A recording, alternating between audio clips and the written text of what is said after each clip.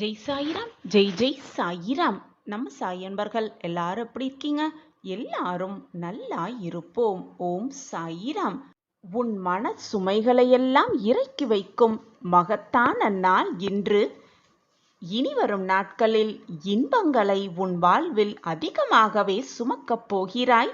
இது உன் சாயப்பா உனக்காகவே கொடுக்கும் தெய்வ வாக்குதான். இது நாள் வரை உன் மனதை போட்டு அழுத்திக் கொண்டிருந்த ரணங்களெல்லாம் சுமைகளெல்லாம் சற்று இலகும் நாள் இது. இலகும் நேரமும் இதுதான். இனி வரும் நாட்கள் எல்லாம் உன் வாழ்க்கையிலும் உன் மனதிலும் நீ சுமக்கத்தான் போகிறாய்.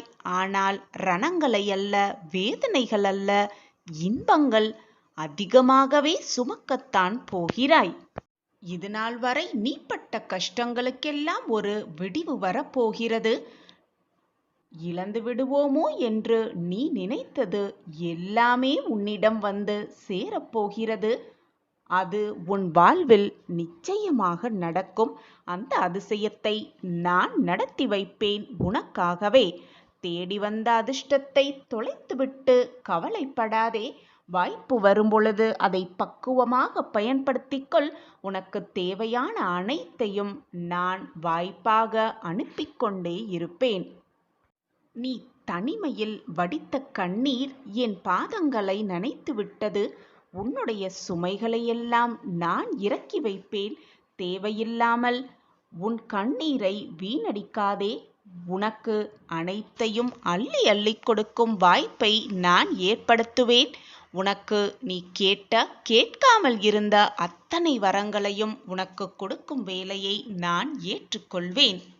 உன் வாழ்க்கையில் உன்னை சுற்றி இருக்கும் அத்தனை கதவுகளும் மூடப்பட்டு விட்டதாக நீயே தவறாக எண்ணிக்கொண்டு வருத்தப்பட்டு கொண்டிருக்கிறாய். எப்பொழுதுமே ஒரு கதவு மூடப்பட்டால் அதைவிட சிறந்த கதவு திறக்கப்படும் என்றுதான் அர்த்தம். உனக்கான அந்த சிறந்த கதவும் திறக்கும். நான் திறந்து வைத்து கொண்டுதான் காத்து கொண்டிருக்கிறேன். எனவே உன் கண்களுக்கு தெரியும் மூடப்பட்ட கதவுகளை மட்டுமே பார்த்து கொண்டிருந்து திறந்து உனக்காகவே காத்து கொண்டிருக்கும் அப்பாவின் கதவை தவற விட்டு விடாதே. தேடி வரும் வாய்ப்பை, அதிர்ஷ்டமான வாய்ப்பை மிக சாதுரியமாக பயன்படுத்த கற்றுக்கொள். உன் வாழ்க்கையில் அதிசயத்தை நான் நிகழ்த்தி காட்டுகிறேன். வாழ்க்கை என்ற புத்தகத்தில் நமக்கான இடம் வரும் வரை, நமக்கான பக்கம் வரும் வரை காத்து கொண்டுதான் இருக்க வேண்டும். புத்தகத்தை எடுத்தவுடன் புத்தகத்தை படித்துவிட்டு மூடிவிட்டால் என்ன லாபம் கிடைக்கப் போகிறது? அல்லது படிக்காமலேயே கடைசி பக்கத்தை மட்டும் படித்துவிட்டு மூடிவிட்டால் எதுதான் நிலைக்கப் போகிறது? எனவே ஒவ்வொரு பக்கமாக திருப்பிக் கொண்டே வா. உன் வாழ்க்கையை வாழ்ந்து கொண்டே வா. போராடிக்கொண்டே வா. ஓடிக்கொண்டே இரு.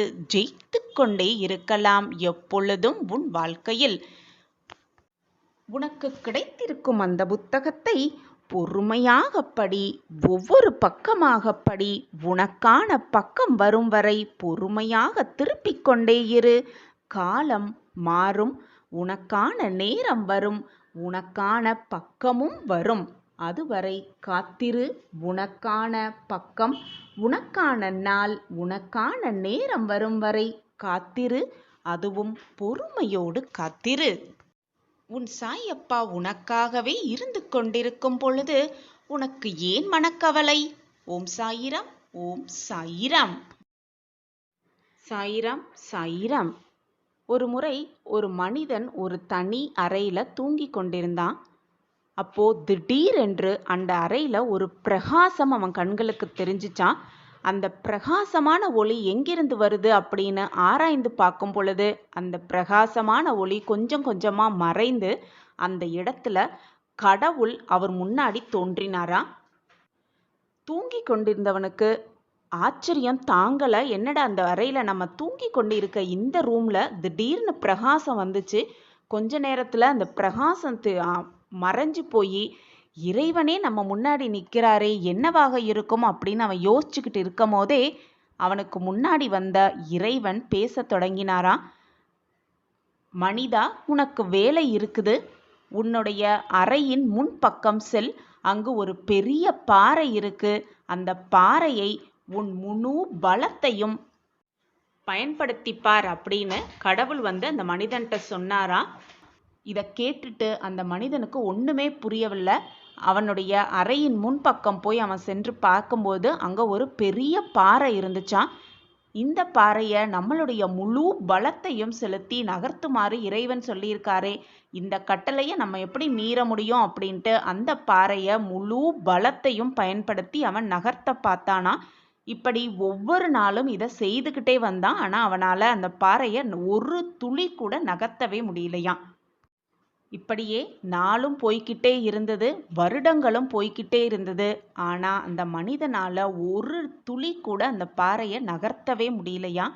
டெய்லியுமே சூரியன் உதயம் ஆகிறதுக்கு முன்னாடியே எந்திரிச்சு அந்த பாறையை தன்னால் முடிந்த அளவு முழு பலத்தையும் பயன்படுத்தி அவன் நகர்த்தி பார்த்துக்கிட்டே இருப்பானா. மாலை சூரியன் அஸ்தமானம் வரும் வரை இந்த நகராத பாறையோடு தன்னுடைய முழு பலத்தையும் பயன்படுத்திக்கிட்டே இருப்பானா. கடைசியில புண்பட்ட மனதோடும் உடல் வலியோடும் இரவு அந்த அறையில தூங்கும் பொழுது இந்த நாளை இப்படி வீணாக்கிட்டோமே அப்படின்ற உணர்வோடையே அந்த நாளில் அவன் தூங்கி போவானா. இப்படிதான் பல வருடங்களா அவன் வாழ்க்கையில நடந்துக்கிட்டே இருந்திருக்கு. அப்போ ஒரு நாள் உட்காந்து அவன் யோசிச்சானா, நம்ம வாழ்க்கையை இப்படியே வேஸ்ட் அடிச்சுக்கிட்டே இருக்கோம், வீணாக்கிக்கிட்டே இருக்கோம், இந்த பாறையை தள்ளுறதுலையே நம்ம முழு கவனத்தையும் செலுத்திக்கிட்டு இருக்கோமே, நம்ம வாழ்க்கை இப்படியே வீணாயிட்டு இருக்கே, நம்ம என்னதான் பண்றதுன்னு யோசிச்சுட்டு அவன் அதை கடவுள்கிட்டயே போய் முறையிடலாம் அப்படின்னு சொல்லிட்டு இறைவன்கிட்ட போய், கடவுளே, நீங்க கூறிய வேலையில தான் நான் பல நாட்களாக தீராத உழைத்து கொண்டிருக்கிறேன், ஆனாலும் அந்த பாறையை ஒரு துளி கூட என்னால் நகர்த்தவே முடியவில்லை, என்னுடைய தப்பு எங்க இருக்கிறது அப்படின்னு எனக்கு புரியவே இல்லை, எதனால நான் தோல்வி அடைஞ்சுக்கிட்டே இருக்கேங்கிறதும் எனக்கு புரியவே இல்லை, இதுக்கு காரணம்தான் என்ன அப்படின்னு அந்த மனிதன் இறைவன்கிட்ட போய் கேட்டானா. அதை கேட்டுட்டு இறைவனும் அவனுடைய கருணையோடு அவர்கிட்ட பேச ஆரம்பிச்சாராம். மனிதா, நான் ஒரு சேவை செய்ய வேண்டும் அப்படின்னு சொன்ன உடனே நீ அதை ஏற்றுக்கொண்டு அதை நீ செய்யவும் ஆரம்பித்தாய். ஆனா நான் என்ன சொன்னேன்னா, உன்னுடைய முழு பலத்தை மட்டும் செலுத்து அப்படின்னு சொன்னேன். நான் பாறையை நகர்த்த வேண்டும் அப்படின்னு நான் சொல்லவே இல்லை. பலத்தை செலுத்துவதுதான் உன் வேலை. உன் பலம் எல்லாமே தீர்ந்து போனது என நினைத்து இப்போது என்னிடம் புலம்பிக் கொண்டிருக்கிறாய். அப்படிதானே, உண்மைதானே அப்படின்னு அந்த மனிதனை பார்த்து கேட்டாராம் கடவுள். நான் கொடுத்த வேலையை நீயும் திறம்பட தான் செய்தாய். இப்பொழுது பார், உன்னுடைய கரங்கள், தசை எல்லாமே வலிமையடைந்து கால்களும் திடமாக இருக்கிறது. இந்த சோதனையை மேற்கொண்டு உன்னுடைய திறமைகள் பல மடங்கு அதிகரித்திருக்கிறது அப்படிங்கிறது உன்னால் உணர்ந்து கொள்ள முடிகிறதா? உன் பலத்தை பயன்படுத்துவது மட்டுமே உனக்கு நான் கொடுத்திருந்த வேலை. அந்த வேலையை நீ சரியா செஞ்சுட்ட, நன்றா செஞ்சுட்ட. இப்போது பார், அந்த பாறையை நான் நகர்த்தி காட்டுகிறேன் அப்படின்னு சொன்னாராம். நம்மளும் நம்ம வாழ்க்கையில முயற்சி எப்பவுமே செய்துக்கிட்டே இருக்கணும். நம்மளுடைய முழு பலத்தை செலுத்தி அந்த முயற்சி செய்துக்கிட்டே இருக்கணும். அது தவறாக இருந்தாலும் முயற்சி செய்வதை மட்டும் விடவே கூடாது. ஏதாவது ஒரு வேலை கீழ் நோக்கி செல்ல செய்தாலும் முயற்சி செஞ்சுக்கிட்டே இருக்கணும். மற்றவர்கள் நினைக்கிற மாதிரி மற்றவங்க நடக்கலைனாலும் நம்ம முயற்சி செஞ்சுக்கிட்டே இருக்கணும். இப்படி எந்த ஒரு வேலையாக இருந்தாலும் அந்த வேலையை நாம் எடுத்துக்கொண்டாலும் அதற்கு தேவையான திட நம்பிக்கையை மட்டும் வச்சுக்கிட்டு அந்த வேலையில் முன்னேறிக்கிட்டே இருந்தோன்னா அதற்கான நம்பிக்கையும் பலமும் பொறுமையும் தானாகவே நமக்கு வரும். இப்படி நேர்மையான நற்பண்புகளோடு எந்த ஒரு கடினமான பணியையும் கடவுளோட ஆசிர்வாதத்தோட நாம் நிச்சயமாக செய்து அதில் வெற்றியை பெறலாம். இன்று உன் மனம் நோகும்படி எதுவுமே நடக்காது, நடக்கவும் நான் விட்டுவிட மாட்டேன்.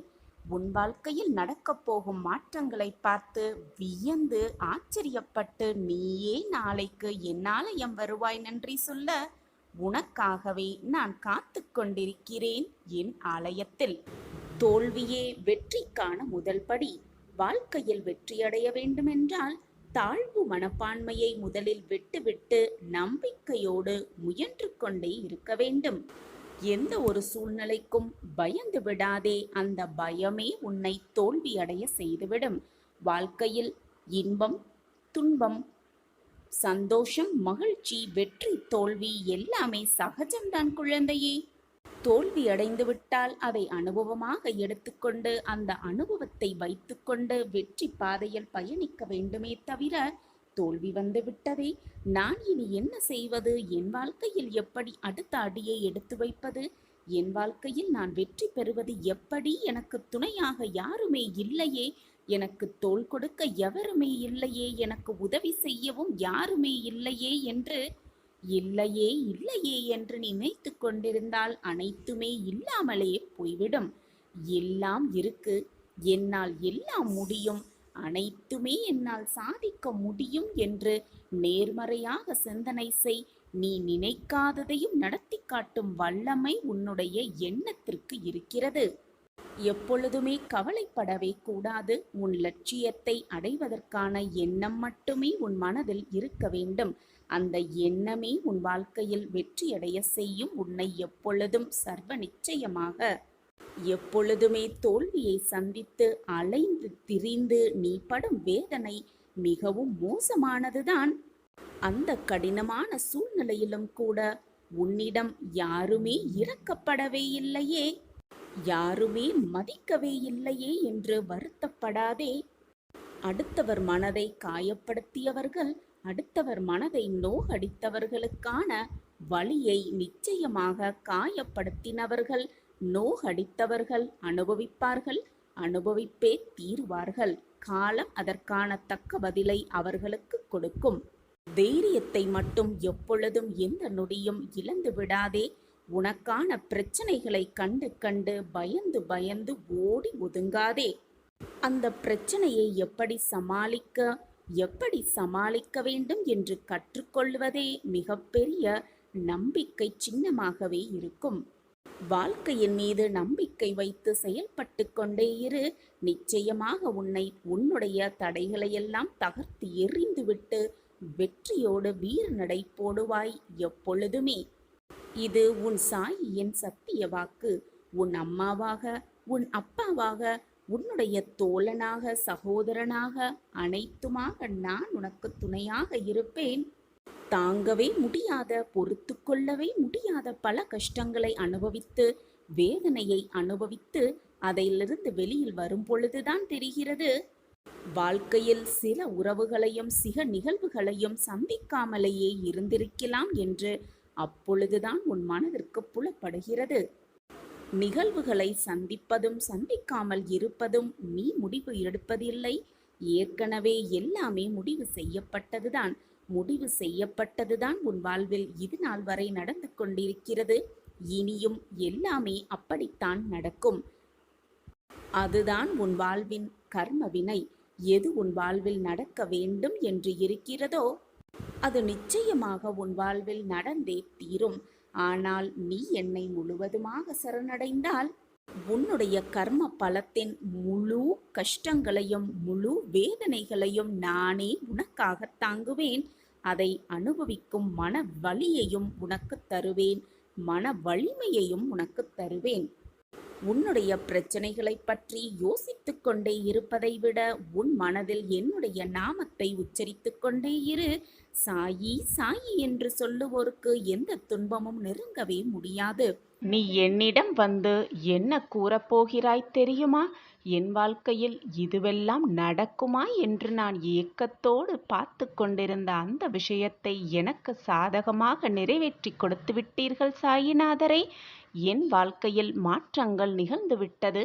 நன்றி மேல் நன்றி சாயிநாதரே என்று என்னிடம் வந்து நீ கூறத்தான் போகிறாய்.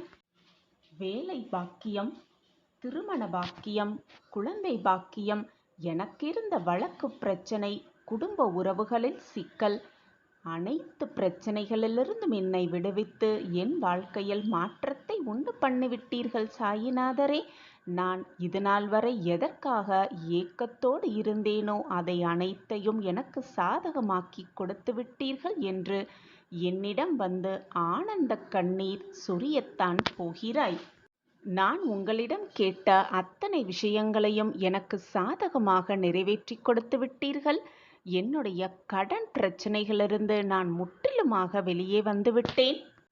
கடனெல்லாம் அடைத்துவிட்டு நான் இப்பொழுது சேமிக்கும் அளவிற்கு எனக்கு செல்வத்தை வாரி வாரி கொடுத்துள்ளீர்கள் என்று நீங்கள் கொடுத்த அத்தனை விஷயங்களையும் நானே எதிர்பார்க்காத நேரத்தில், எதிர்பார்க்காத தருணத்தில் எனக்கு கொடுத்துள்ளீர்கள் என்று என்னிடம் வந்து சொல்லப் போகிறாய். நானுமே என்னுடைய பிள்ளைகள் அனைவரும் என்னிடம் பிரார்த்தனையாக வைத்தது அனைத்தையும் நிறைவேற்றி கொடுத்துவிட்டு எனக்கு நிறைவேற்றி கொடுத்து விட்டீர்கள் சாயிநாதரே. நான் இப்பொழுது மகிழ்ச்சியாக இருக்கிறேன், சந்தோஷமாக இருக்கிறேன் என்று எப்பொழுது என் பிள்ளைகள் கூறுவார்கள் என்று நானும் காத்து கொண்டிருக்கிறேன். இப்படி சாயியே சர்வதம், சாயியே அனைத்தும் என்று நம்பிக்கொண்டிருக்கும் கோடிக்கணக்கான பிள்ளைகளிடம் தினமும் நித்தம் அவர்களுடைய பிரார்த்தனையை நான் நிறைவேற்றி கொடுத்துதான் கொண்டிருக்கிறேன். தினம் அனைவருடைய வாழ்க்கையையும் மாற்றத்திற்கான அத்தனை வழிகளையும் நான் ஏற்படுத்தி கொண்டுதான் இருக்கிறேன்.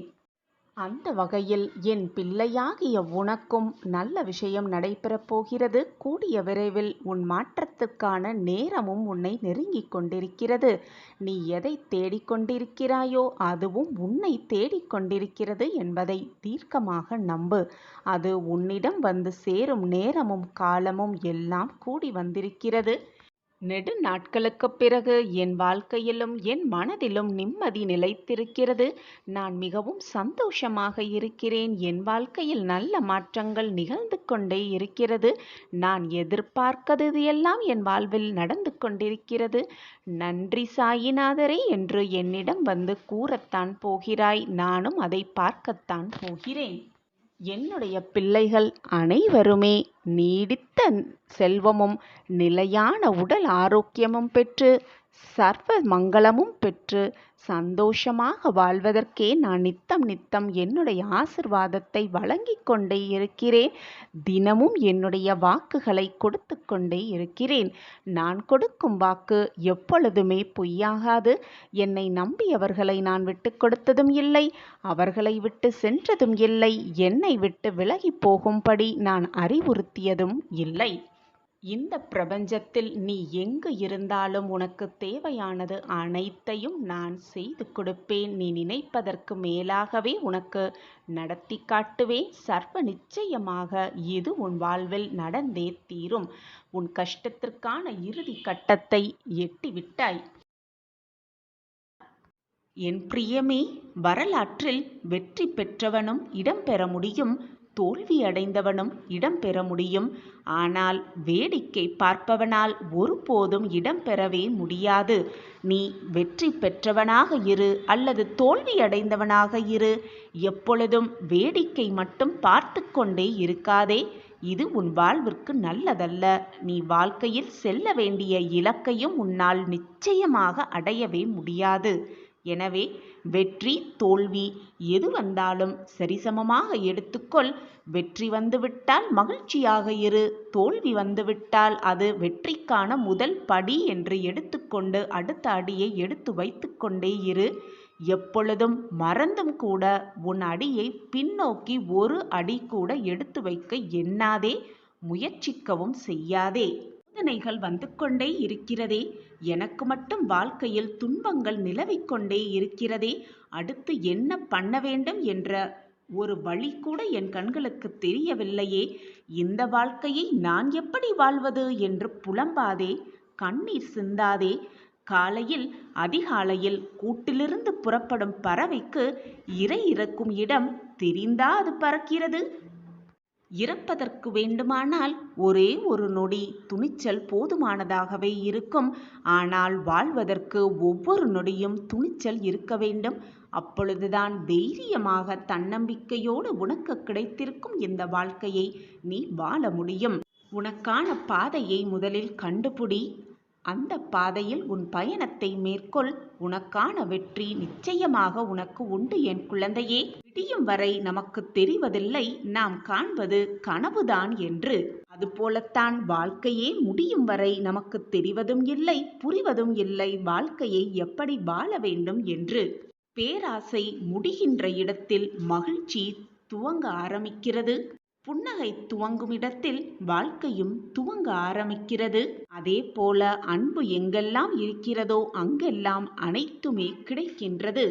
உப்பையும் உறவையும் அதிகமாக எடுத்தால் உணவும் சரி உறவும் சரி கசந்துதான் போய்விடும். எனவே எதையுமே அதிகமாக யோசிக்காதே. கிடைத்திருக்கும் இந்த வாழ்க்கையை எப்படி நிம்மதியாகவும் மகிழ்ச்சியாகவும் வாழ வேண்டும் என்பதில் மட்டுமே உன் சிந்தனையை செலுத்து. மிகப்பெரிய மாற்றம் உன்னை தேடி வரும். இதற்கு உன் சாயப்பா தான் சாட்சி. என் அன்பு குழந்தையே, புதைக்கப்பட்ட விதைக்கு கூட எதிர்காலம் உண்டு. வெட்டப்பட்ட மரங்கள் கூட மீண்டும் வளர்வது உண்டு. ஆனால் வெறும் தோல்விகள் கண்டு சோர்ந்து போனால் உன் வாழ்க்கையை யார் வாழ்வது குழந்தையே? உன் வாழ்க்கையை நீதான் வாழ வேண்டும். வேறு எவராலும் உன்னுடைய வாழ்க்கையை வாழவே முடியாது. உனக்கு கிடைத்திருக்கும் இந்த பொக்கிஷமான வாழ்க்கையை சந்தோஷமாக வாழு. முயற்சி செய்து கொண்டே இரு. எந்த தடைகள் வந்தாலும் அதை தகர்த்து எறிந்துவிடு அல்லது தவிர்த்து விட்டு சென்றுவிடு. உன் வாழ்வு எப்பொழுதும் உனக்கு இன்பமயமாகவே இருக்கும்.